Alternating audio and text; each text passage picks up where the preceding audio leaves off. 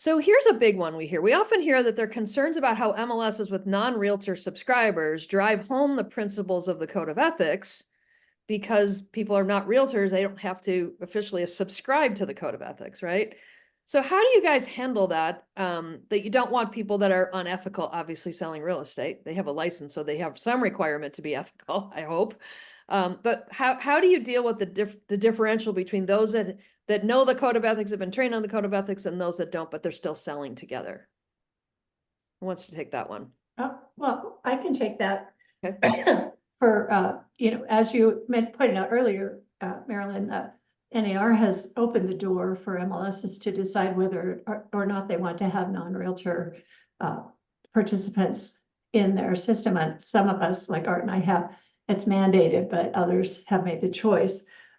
I think when NAR did that, or along those lines, there are compatible rules that you can adopt as an MLS that are not exactly the code of ethics, but it's called a code of conduct, and it has very similar requirements as far as doing business goes in that. So that's adopted as part of our rules and regulations. And so do they have to sign sort of when the EULAs or the user agreements when they log in? Does the EULA have all of that baked into it? So you do sign off on it. Okay, Art, how does it work in your market? Pretty much the same as Mary Jo. I will tell you that for those of you that are treading down this path, that you're going to get pushback from some in the realtor side of the equation, that you're diluting the value of realtor membership. And that's not the intent.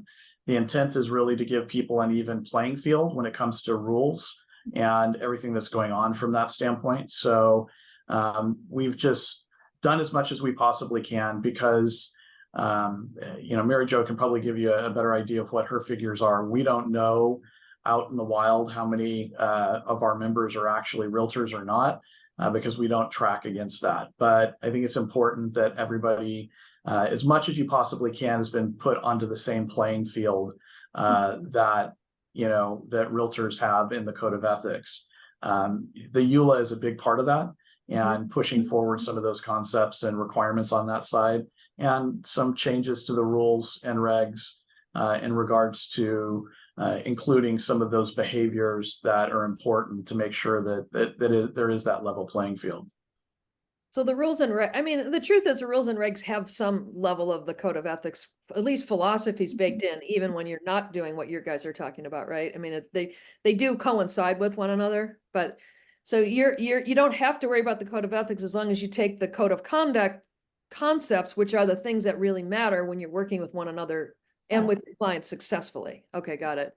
Jeff, do you do it any differently than that, or is that kind of how you handle it as well? Similar, I think too. And just to set the record straight, I'm a former board member and a realtor, and I don't want anything that I say to come out as like anti-association or anti-realtor, but I mean, they're really two different things, right? Like, and it gets really messy, and we've seen some challenges with some NAR rules where you're trying to get the MLS to kind of enforce parts of the code of ethics. And my personal belief is that, those are really two different things. So we do treat all of our subscribers, they all have to follow the rules. We've tried to have the rules baked in. We've tried to include some things from arbitration standpoint that, kind of push it in a direction that it's handled. But I mean, ultimately it's not really an issue for us. MLS rules are MLS rules, and all subscribers have to abide by them, and we go from there. So we're getting all kinds of questions. This is awesome. Thanks, guys. Keep them coming. So Joshua asked,